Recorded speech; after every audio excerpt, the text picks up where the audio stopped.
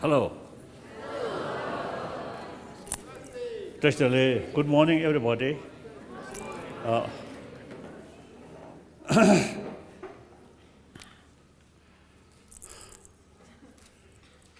As you know, in many years ago, occasionally I met those tourists, mainly the foreign tourists. Then recent years, I didn't have that kind of program. Then recently, I felt wherever I go, I always say talking. The sense of global responsibility, and then religious harmony. Sense of global responsibility means recognize entire 7 billion human beings are same human being. Mentally, emotionally, physically, we are same.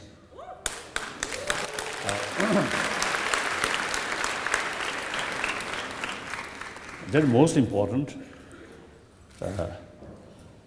like myself, I want happy life. I do not want suffering. And that sort of desire rests 7 billion human beings. Same. We all have the same desire to achieve happy life. I do not want suffering. So that's our sort of basic desire and a basic right to achieve happy life.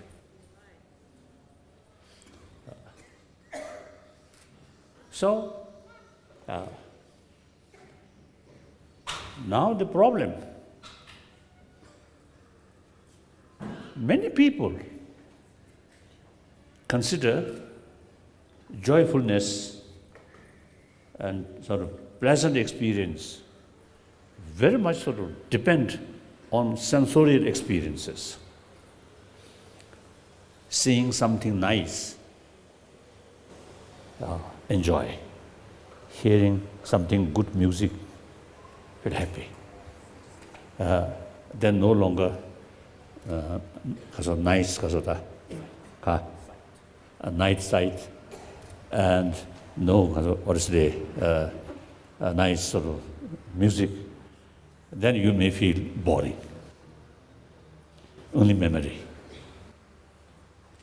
And of course, smell, taste, and touch, including sex.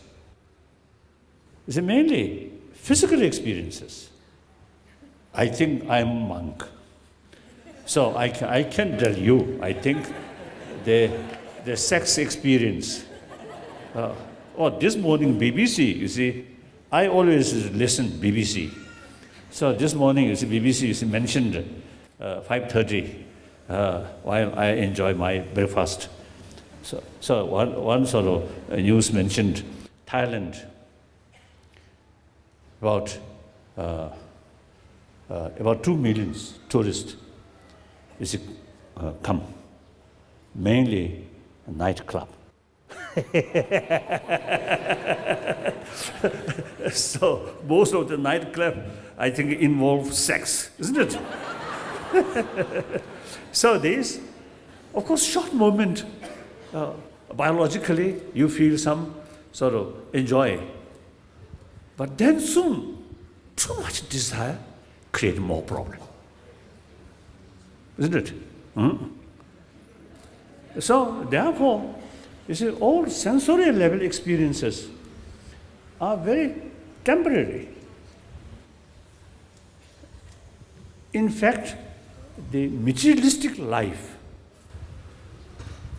only concerned about sensorial sort of experiences. So real sort of source of joyfulness is very much related with peace of mind. Peace of mind will not come only through sensorial, so to say, joyful experiences, short moment. And also, it's our daily experience. We can sort of, how to say, realize or test that mentally, a lot of sort of stress, worry. The sensorial enjoyment will not reduce that mental level suffering. But mental level, peace, full of self-confidence and calm, with full inner strength. Then physical level, pains can subdue. So mental level experiences are much more serious than physical level experiences, isn't it? So now, the 7 billion human beings, I think majority, they want peaceful life, but pay much attention only material value. So it is important to make known where should know ultimate source of happiness, joyfulness is on mental level. That mental level sort of source, biologically we equipped, not come through medication or prayer or something like that. No. From childhood, we have the source of affection there. This is a biological factor. Look, dogs, cats, birds. Now springtime, birds very busy making nests, and also they enjoy sex. As for reproduction. This is nature's sort of process like that. So we monk almost against nature.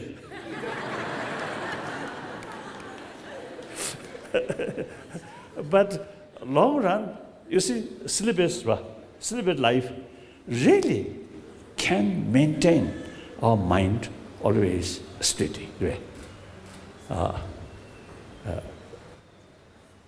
Married people or lay people, yes, short period, very, very enjoy, very happy. And then soon, too much anger, too much suspicion, too much jealousy. So mind, you see, too much ups and downs, isn't it? So monkhood, or these nuns, also the monks, say, our way of life, long run, very good to keep our mind calm. So that is only consolation way. Consolation, we celebrate people. So my point is, you should know the ultimate source of happy life, calm mind, is within ourselves, irrespective whether believer or non-believer. So that I usually call secular ethics. Now here, number of Indians now here. Those Indians raise hand. So, the India, 1,000 years, you have the tradition of secular ethics. The modern India, your constitution also is based on secularism. Clear. So some people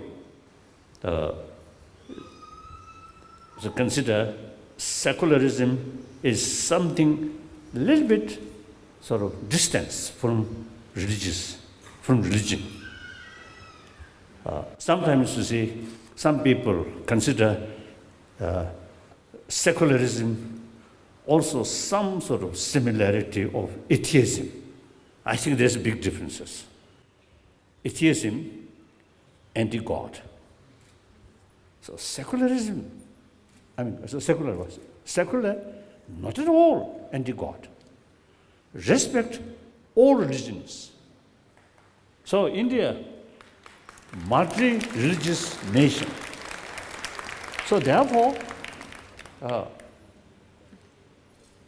the realistic approach, according to the multi-religious community, then secular is the realistic way. So in India's constitution is based on secularism. So you Indian should feel proud that. Then second,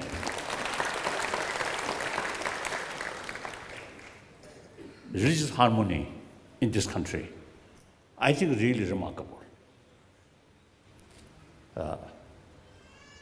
Over 2,000 years, almost 3,000 years, beside homegrown different religious tradition, that is Jainism or Sankhyaism, Jainism, and many other ancient Hindu tradition, and Buddhism. These, and later Sikhism. These are homegrown different religious tradition. Beside homegrown religious tradition, Zoroastrian from ancient Persia come. They are very well settled in Bombay. I know many of these Parsi people, a very successful life. Okay, so Zoroastrian. Then, Judaism, Christianity, Islam. All these major world religious traditions is established or well settled in this country. Clear? So therefore, this country, over at least 2,000 years, all major world religious traditions live together. So that's, I think, greatness of India, religious harmony.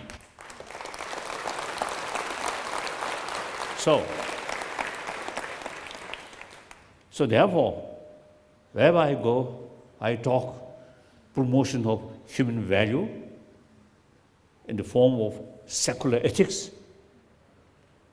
Then another thing, promotion of religious harmony.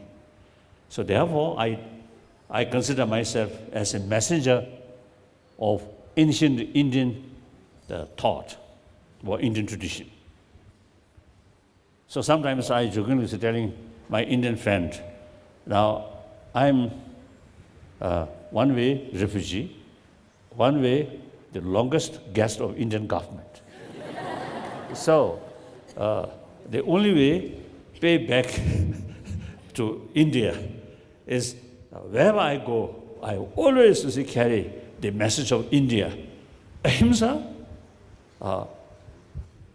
secular ethics, then religious harmony.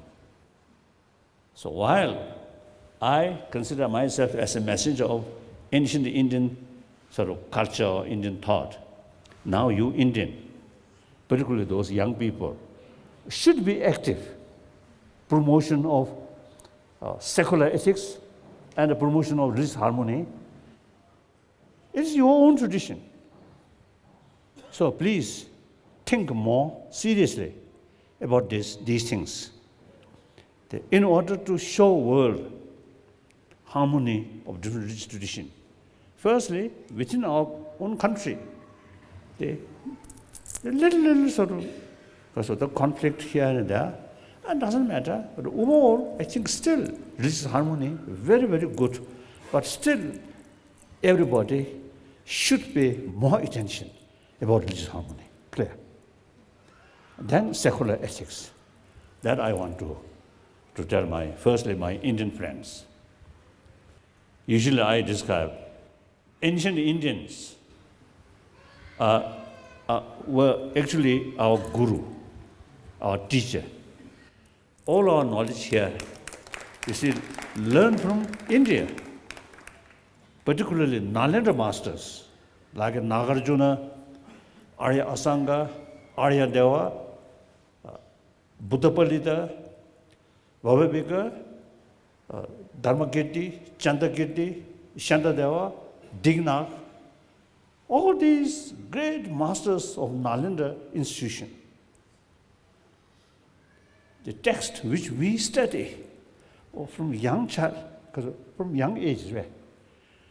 Memorize, you see, these root texts. So all our knowledge come from India. So therefore, our relation, Tibetan and Indian, like Guru and the Chela. We are Chela, you are Guru. More precisely, sometimes half joke, half teasing, I telling, ancient Indians were our Guru, not modern Indian.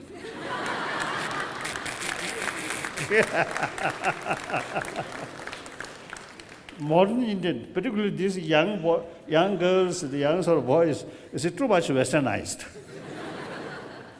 So therefore, our relation is something very unique. So I want to thank our Indian friends, and also you have sort of great the responsibility to preserve these traditions. These traditions, not only ancient Indian tradition, but also modern world, very, very relevant. Now, obviously, all major religious traditions have same potential to provide us meaningful life and peace of mind through practice of compassion, love, forgiveness, tolerance, contentment, self-discipline. All major religious traditions carry this message, same message. So all have same potential. However, when we talk about 7 billion human beings, at least over 1 billion non-believer, and then among the believers also, you see, there are corruptions there. So all this shows we are lacking the real firm conviction about these moral ethics, the value of moral ethics. That's why even religion is sometimes becoming dirty. Clear? So therefore, in the terms of 7 billion humanity, there's no other choice except secular way to educate people these basic human values on the basis of the sense of oneness of 7 billion human beings. On practical level, quite clear. Secondary level, we have differences. Religiously, different religious faith. Nationally, different nationality, different country. All these secondary level. Then, if we examine thoroughly or carefully all major man-made problems, including violence, war, exploitation, and also gap rich and poor, and exploitation or corruptions. All these is very much related with the secondary level of differences. At the secondary level of differences, then it developed strong sort of view.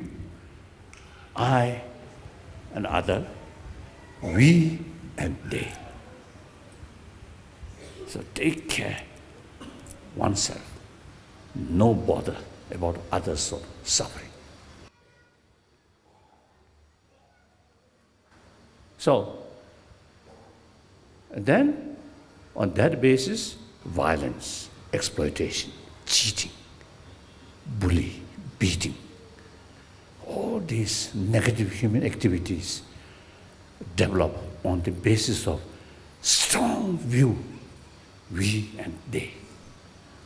And extreme self-centered attitude is ultimate source of all these problems.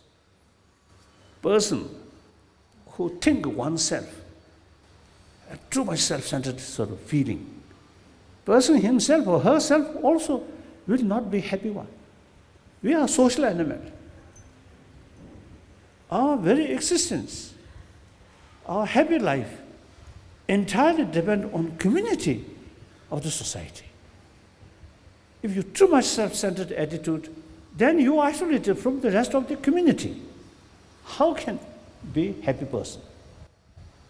So therefore, for one's own interest, more altruistic attitude, sense of concern of others' well-being, there you get maximum satisfaction. Satisfaction gives you inner self-confidence and inner strength.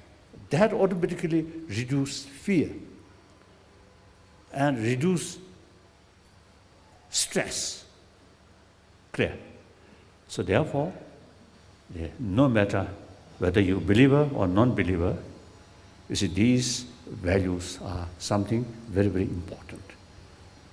And if we really make effort now, from now, then perhaps later part of 21st century can be more peaceful. No longer war, no longer exploitation. Through prayer, I'm Buddhist. In my daily sort of life, about 5 hours sort of prayer and meditation. At the same time, I'm quite skeptical. The effect of prayer. 1,000 years, everybody, you see, pray. But the world still a lot of problems. And for example, peace, world peace. Peace must come through human action, not through prayer. Clear? So that's the reality. So therefore, if I think we have the responsibility, and not only moral responsibility, but also for our own interest. If we really want happy life, we need happy society. Happy society need happy world, happy humanity. So ultimately, we have to think, we have to talk about 7 billion human beings. Okay. So now, in that respect, government, even the United Nations, cannot do much. We individuals. First, with this knowledge, awareness, and you yourself try to create inner peace, more compassionate sort of mind, and wider perspective. Then share your family members. And one family share with your other families, your neighbors, 10 families, you see, carrying these sort of practice, or become something, that kind of way of life. Then 100 families, 1,000 families. Go like that. Then ultimately 7 billion human beings. Here you see no sort of differences, believer or non-believer, or this nation or that nation. Sometimes the people fondly you see, make a distinction, east, west. I don't like that. We are same, isn't it?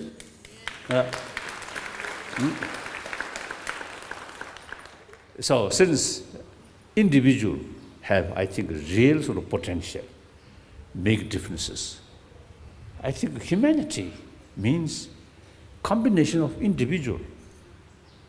So change must start from individual. So wherever I go, I always see carrying these or also the message or these belief. So I felt, you see here, tourists, you see, from number of different countries. So I felt, see where, you see, different outside India, or within India also, you see many area I talking these things. So a number of people who touring, they're enjoying Dharamsala scenery. And I was told, you see, some foreigners, you see, come Dharamsala for hashishi.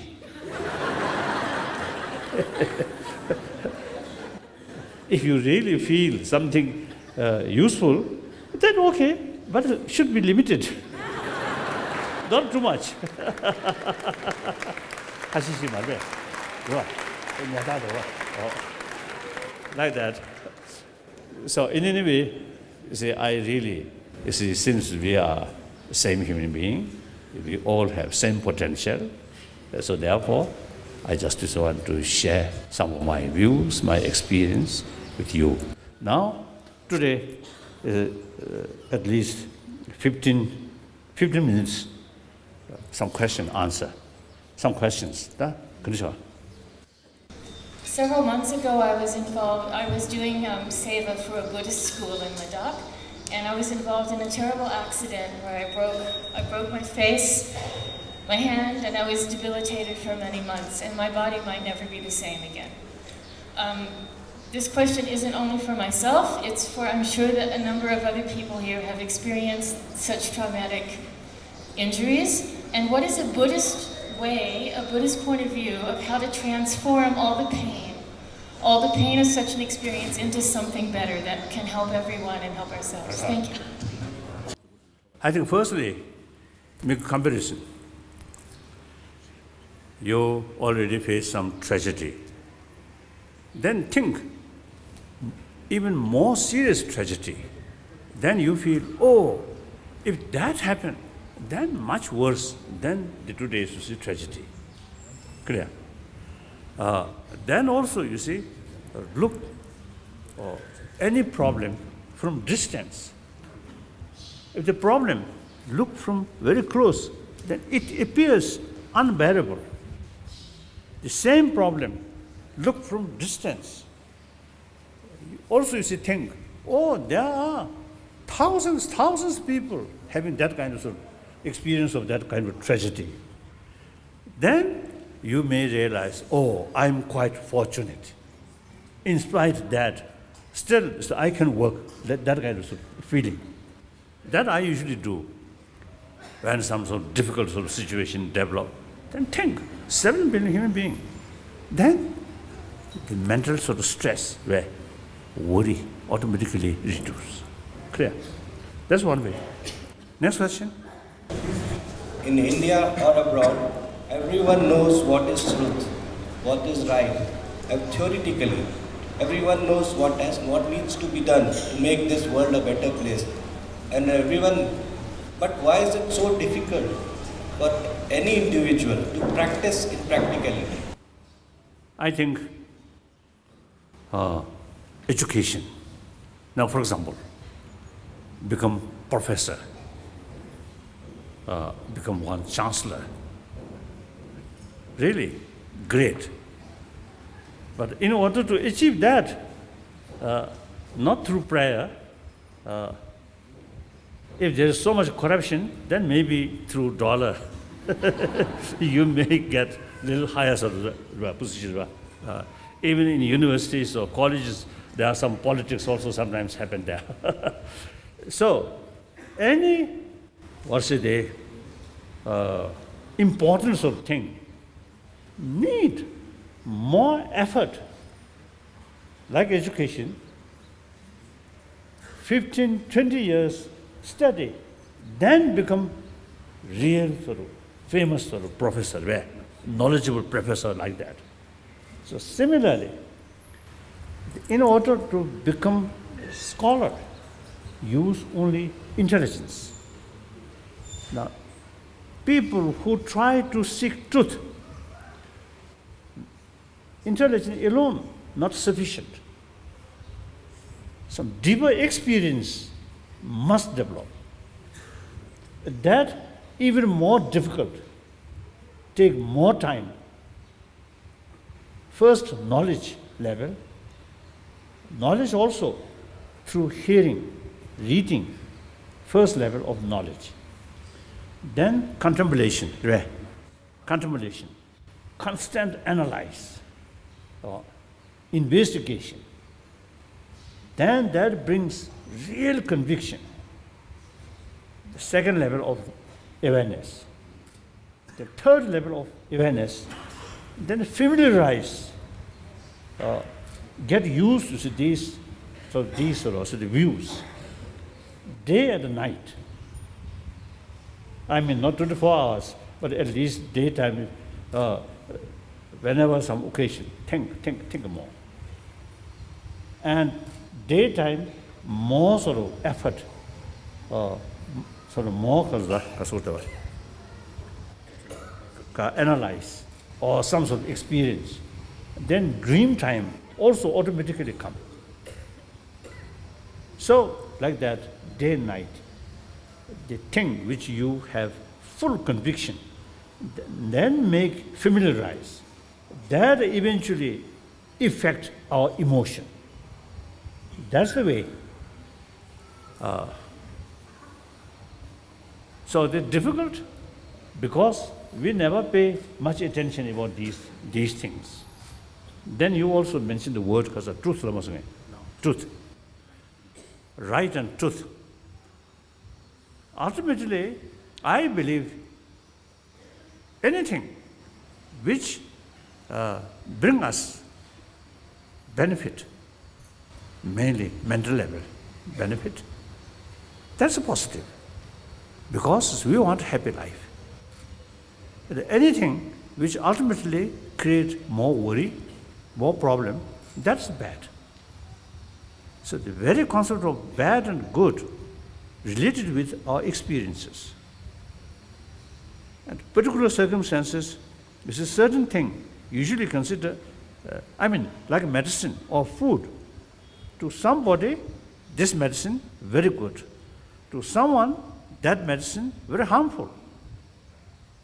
So we cannot say something absolute good and absolute bad. So all the very concept of good and bad depend on our sort of experience. Then those things which brings benefit to us, we can call truth. Then philosophical level, religiously, then there are the different sort of views. According to theistic religion, God is ultimate truth, reality, absolute, permanent. According to non-theistic religion, such as Jainism and Buddhism and one part of Sankhyaism, no God, no creator. Buddhists consider Buddha as a teacher. He himself is to come from similar level, just like us. Then gradually, transform his emotion. More development, more wisdom come. Then finally, enlightened. So that's Jainism also quite similar. Buddhism, Jainism, and one part of Sankhyaism is a self-creation. All these are ancient Indian sort of tradition, clear, like that. So now here, the different concept of truth. So therefore, I usually say telling or sharing with people, in terms of individual, the concept of one truth, one religion is very relevant. In terms of community, and the concept of several truth, several religion is relevant. Now, in terms of 7 billion human beings, the several truth, several religion, they are. Clear? So that's a deeper level of truth. That's very complicated. Next question. Oh, young girl. Namaste. Namaste. My name is Mahima. 2 years ago in Buddhagaya, Buddha appeared in my dream and tied one amulet to my right hand. What is the meaning? Obviously, as a Buddhist, it's obviously very good. But you should not sort of satisfy on that level. Now, must make effort, firstly, to learn what is Buddha's teaching. And then the more detailed explanation about Buddha's teaching carried by Nalanda masters, like Nagarjuna. You're from South India? South India. So most, Andhra Pradesh. Andhra Pradesh. Oh, Nagarjuna's own place, Marve. Andhra Pradesh. So you must sort of study these Nalanda masters who text, as I do. Even these days, now person, quite old now, 79 old. Quite old, isn't it? If you judge my face, do you think what age? Right? What do you think? Karsa? 30? That, I think if you look closely, some white hair here. So not old, 30 years old. Maybe 60, like that. So anyway, so even you say old person, quite busy, but whenever I have time, I always study, read, and contemplate, because of contemplation, these books. Really, these books, not like history book. History book, so read once, then finished. These books, again and again. I think 10 times, 100 times, read. And not only just read, think. Then at least some sort of your daily time, portion, in daily life, at least at the beginning maybe 30 minutes, some deeper thinking. That's what we call meditation. Firstly, analytical meditation, analyze. Then you develop some kind of firm conviction. Then, without analyze, remain that sort of feeling or understanding, deeper understanding, put on that without further investigation. So that we call analytical meditation. That's vipassana. Another single-pointed meditation, that we call samadhi or shamatha. So shamatha, vipassana must go combinedly. Firstly, vipassana, analyze. Then through analytical meditation, you get some kind of experience or firm sort of kasota, conviction. Then meditate on it. Like any subject, love, karuna, maitri, bodhisattva, bodhicitta, all these, and shunyata, emptiness. First analyze, and then meditate on it. Clear? I start my practice at age 14, 15. Now 79. So progress, not like rocket, like walk, but very stable. Rocket sometimes fail. Why walk? Oh, no danger. Then years, decades, real transformation develop. Of course, I never say I'm something special. No, never. We are same human being. But I utilize human potential according to these sort of text which wrote by experienced great masters. Not only great experience, but full knowledge. Right? All these Nalanda masters I usually describe or introduce as a professors of Nalanda institution. So like that. So please pay more attention for study, then contemplation, then meditation. Next question.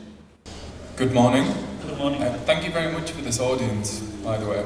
My question is, can an altruistic act ever be completely selfless? Because surely all altruistic acts feed the ego. The only example I can think of is a mother sacrificing her life for a child. As I mentioned earlier, altruism combined with wisdom. Altruism, some kind of blind faith, no. Altruism combined with wisdom. And then, actually, altruism really brings maximum benefit to oneself. Therefore, sometimes I call we are selfish. All sentient beings are generally selfish. Then I say we should be wise selfish rather than foolish selfish. So you see, taking care about others' well-being. Ultimately, you get maximum benefit. Exactly. Oh? So that's my answer. Now, next question.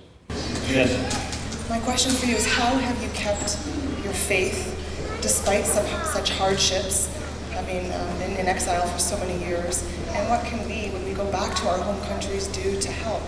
Because so many of us are affected by what we see, by what we hear, by what we've learned since being here. And we want to reach out in a meaningful, positive way. I think firstly, as I mentioned earlier, you see, self-confidence is very essential. So here, sometimes I describe our struggle is the struggle between, the power of truth and the power of gun. And question is, that one, yes. So, power of truth brings self-confidence and can be transparent. That brings trust. That brings support. Power of gun, deep insight, fear, anxiety. So, you see, cannot carry these work transparently. Lot of censorship, lot of distortions, distorted information. So, long run, power of truth always remain strong. Power of gun, short term, yes, very powerful, very decisive, but the long run, difficult. So that's, I think, one aspect. And then secondly, use human intelligence. We are not seeking independence.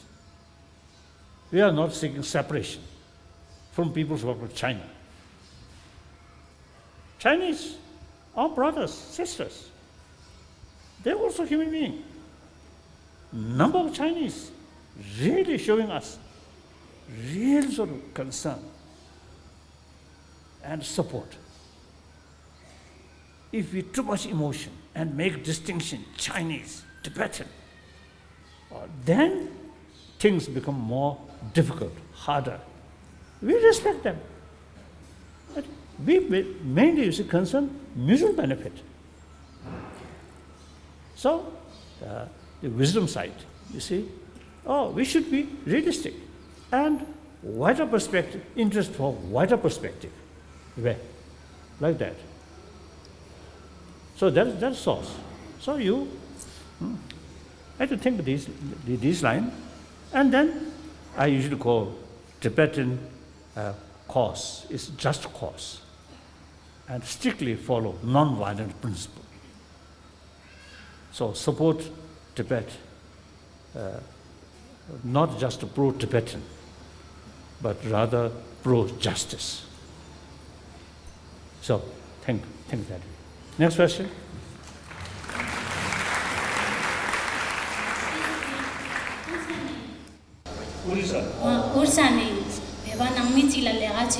Oh, yes. One time I noticed in Orissa, you see some Orissa, and also you see Balakopi in this Tibetan settlement, there are sort of also the family who sort of Kasoda. And the Pevazanju pay cutting chimbut on the Gagalale, Pecas, Mikuala Pepians.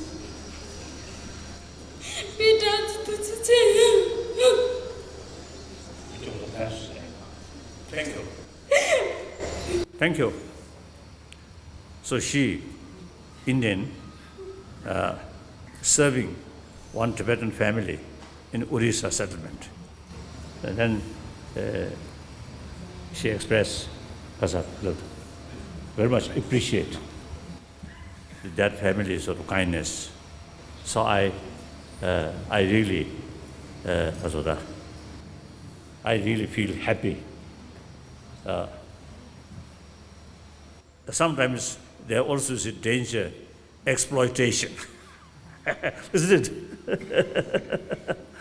One time in Bombay, one local official with their family, they came to see me, and one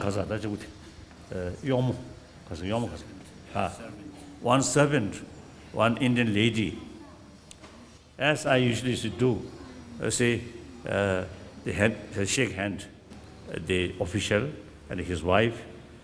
Then one servant, one lady, you see, carry their child. I also see shake hand, try to there. That lady hesitant. The concept of higher, lower. And also, you see, the India's, I think one of backwardness of India is caste system. Ruling caste, and look down those low caste. That's why you see Buddha deliberately, you see, emphasis. As far as practice is concerned, no difference of caste. Low caste, also human being. So in modern India, constitution give us equal. But sometimes still our 1,000-year-old tradition, sometimes still you see quite strong. Like that. So you Indian, another sort of your responsibility is, you see, must make effort, you see, to bring equal. Equal will not achieve through hatred, through anger, but through education, through effort. That's very, very important. Next question. My question is that to attain joyfulness and blissfulness, we need to be in harmony with the surroundings and harmony with everyone around us. But today there is so much of I and individuality like in every person, and everyone has their own harmony and everyone has their own perception of truth. So how do we actually start to be in harmony with people around us and then multiply that on a bigger society level to attain that happiness? Absolutely right. Existing society, in fact, I think 7 billion human beings, I think basically very much oriented about material value. Even religious people also consider money is very, very important. That's why you see many unhappy things happen. So you see change change or sort of struggle such sort of the overwhelming situation difficult. At the same time, it is totally wrong. Now we can't change these things because this is the overwhelming sort of situation. That is the pessimistic attitude. That is source of failure. This is beginning of 21st century. If we make attempt now, later part of 21st century can be better world. So now that very much related with education. Existing now, India also, existing Indian modern education introduced by Britisher. Then Europe, about 1,000 years ago, you see separate education institutions started. I remember Bologna University. Few years ago, I invited for their 1,000-year anniversary. So, when about 1,000 years ago, separate education institutions started, then moral ethics taken care by church. So, the newly developed or established the education institution now no need pay much attention about moral ethics, these things, or inner development. So, time passes, the effect from church comparatively reduce. The value of family also you see reduce. So then the education institution alone have the responsibility to take care both brain and heart. Now existing now education system very much take care about the brain, not heart. So now with help of number of scientists, educationists, last now at least I think 10, 20 years, 10, 15 years, we already start the research how to introduce moral ethics, or another word, education for warm-heartedness, into secular education field. So that's why, as I mentioned earlier, see, only secular ethics can fit in secular education field. If you see the moral ethics, education about moral ethics based on religion, then like India, very difficult. Isn't it? So therefore, now we must, think. So I usually say making distinction, generation of 20th century and the generation of 21st century. My generation is generation of 20th century. Now 20th century already gone. So my generation now about to say bye-bye. So now generation of 21st century. Now you have the opportunity to make different world. Past, nobody can change. Past is past. Future, possibility, change. Who will change? Who is going to change? Where? Who changes where? Who can change? Human being, not bird, not animal, even not God. God not troublemaker. We are troublemaker. So we must change. Isn't it? So therefore, how to change our way of life is through education. So existing education not adequate about moral ethics. So we must introduce secular education about secular ethics. which can fit in modern education field. So that from kindergarten up to university level, we can include these education. These not talking about next life, or God, or heaven, or Buddhahood. We're talking how to build healthy human being, individual, healthy society, healthy family. So irrespective what believe. So that we are working. Originally, some American scientist and educationist. Now we already start, and they also use already as a sort of experiment. They already carry, these work.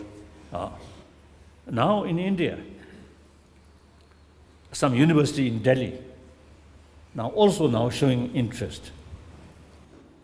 So soon, also draft the secular ethics completed.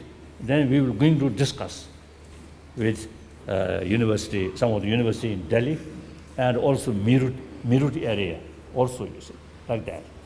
Then I think we can further sort of discuss or involve like Bombay, Chennai, Bangalore, all these bigger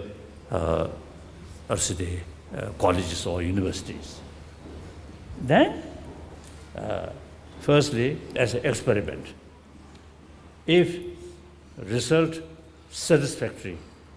comes satisfactorily, then I think national level, or first the state level, then national level. I think we can do that. And America also, I think state. I think we can carry first few years as experiment, then become something concrete or confidence. Then we can eventually, like a universe, like a United Nation, can involve, isn't it?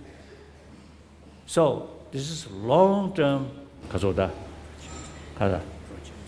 long-term sort of challenge and need long-term effort. So the result of these thinking, my lifetime will not achieve. My lifetime means another, I think, 15, 20 years. I don't think. 20 means 100 years. Then on wheelchair.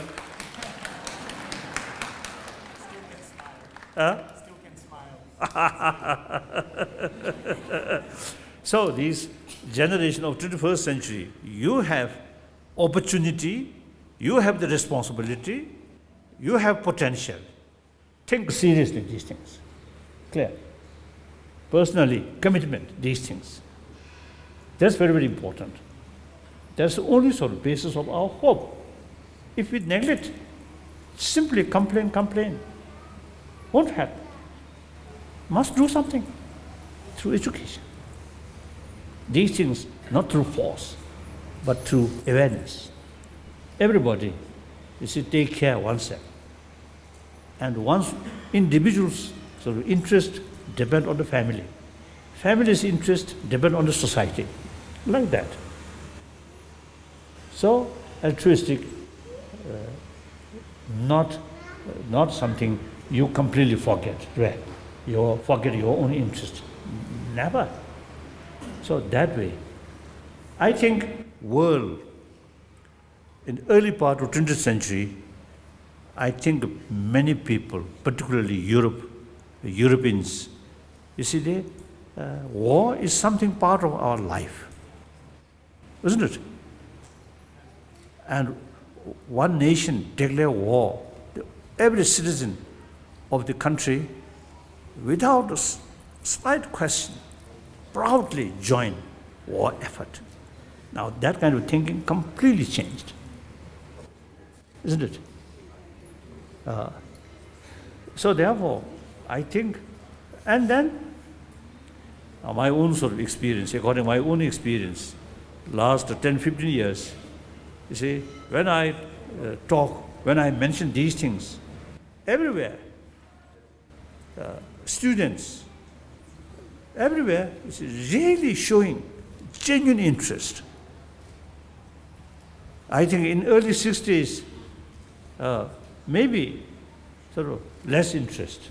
Now things are changing. I think humanity becoming more mature through our lot of experiences. I think here any Germans? No German. One. You. 1, 2, oh, 3, oh, few Germans, yes. Recently I was in Germany, in Frankfurt. Of course, firstly Latvia. Oh, any Latvian? No Latvian. Recently I was in Latvian and mainly give talks to Russians. So how many Russians here? 1, 2, 3. Yes. Ka. Oh, Russian, oh, right. So main purpose, go to Latvia is to talk Russians who cannot come to India because of poor. So last year, when I was in Latvia, gives a short talk about Buddhism. So some Russians afterward approached to me. They mentioned they are poor Russians. They cannot afford go to India. So any possibility, some arrangement, my talk in Latvia. And it is not easy. Firstly, I consult with the Latvian organization who invited me. Then they say, okay, very good.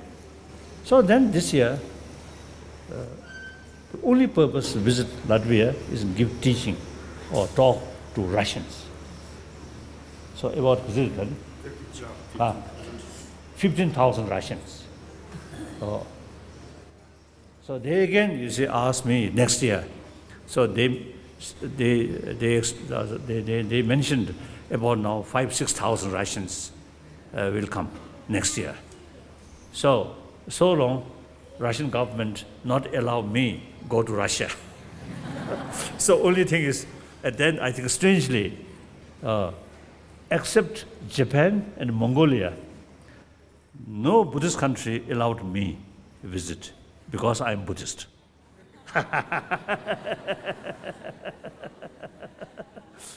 Of course, obviously, you see, because of political sort of reasons like that. So those Russians, very, very serious, really serious. And actually, next year, the text, the Pramana Vartika Karika's second chapter, because you see, I think in the 19th century, one Russian already, Chervasky, already translated that text into Russian. I think, 페이지 뒤집으시면 돼요. 남들 싸워줄게. So perhaps the comments you're saying that perhaps this was the only translation of Pramana Vartika, which was written by Dharamsala into Russian on Buddhist logic and epistemology. Oh. So you should not that. Okay. Next question. No, ask question. No, ask question. Jai Gurudev, I am from India actually. I would like to know about that my great father of nation Gandhi has given a slogan of about the non-violence. Now in the today's conditions, when the neighboring countries are having a lot of problems, they are creating the problems of the terrorism and all that. The political parties are also changing.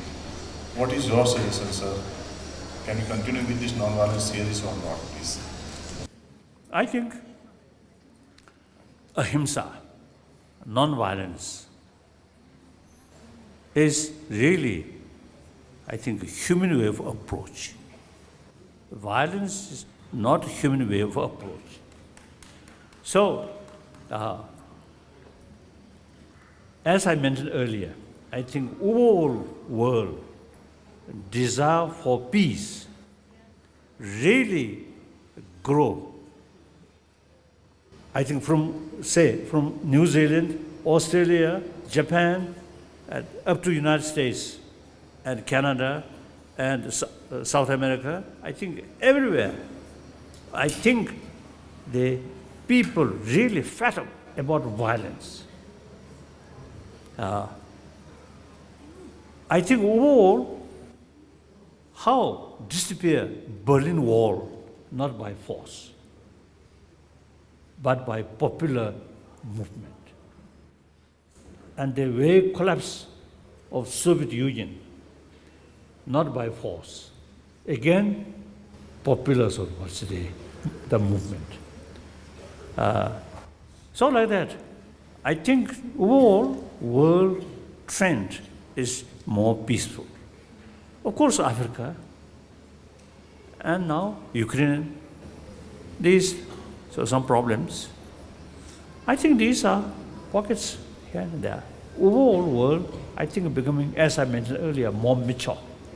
So I'm hopeful.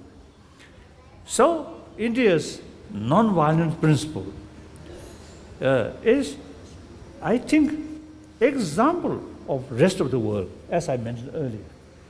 Look, neighboring states. Compare neighboring states. India,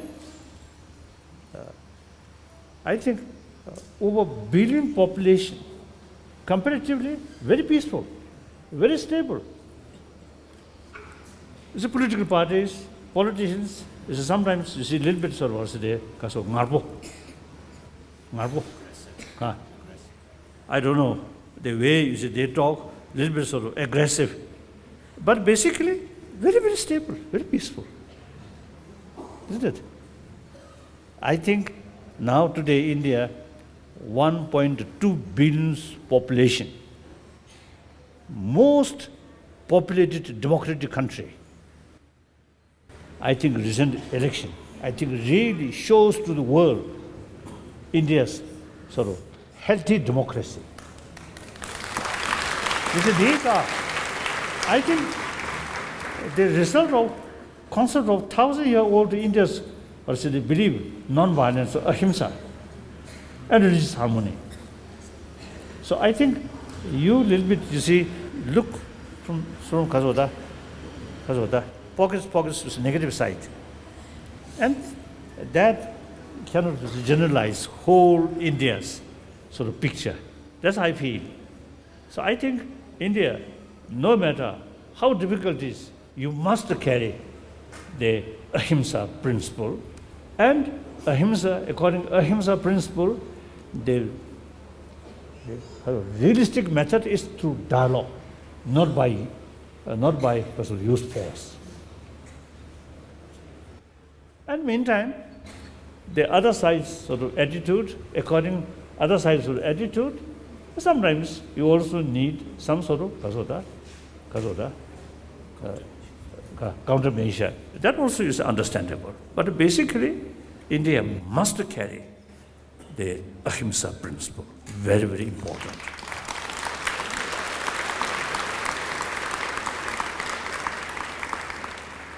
Now, last question. Only one question now. Last. Yes, now last question. I have a very simple question, sir. Thank you. I'm wondering, do you like to dance?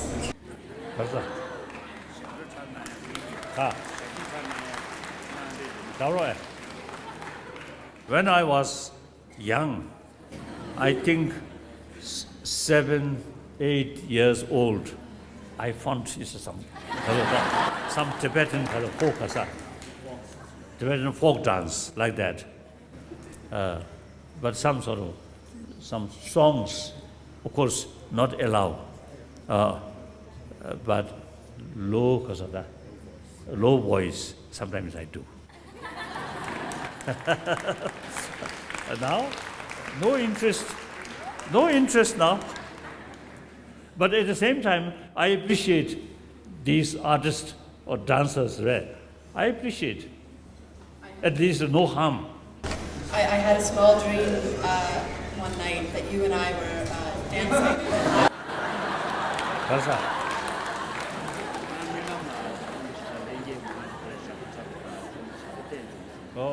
Oh, then good, very good. No harm.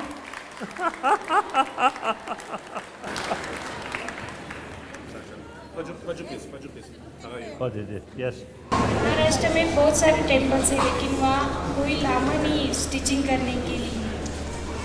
Then please keep contact with my office.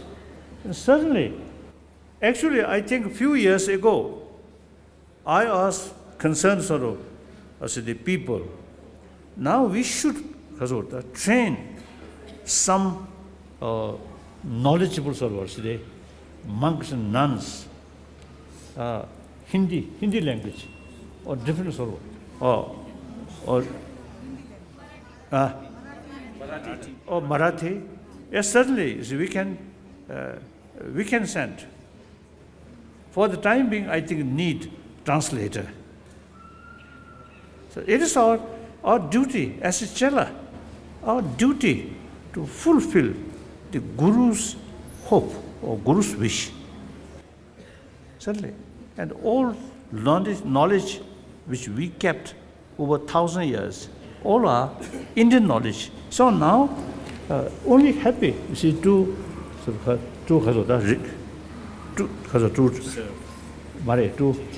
return.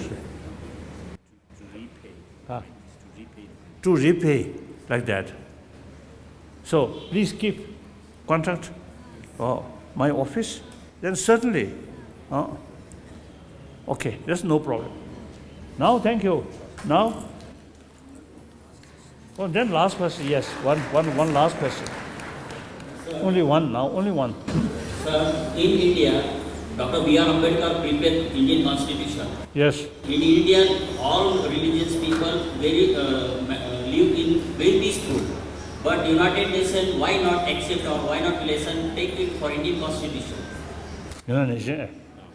That's not my business.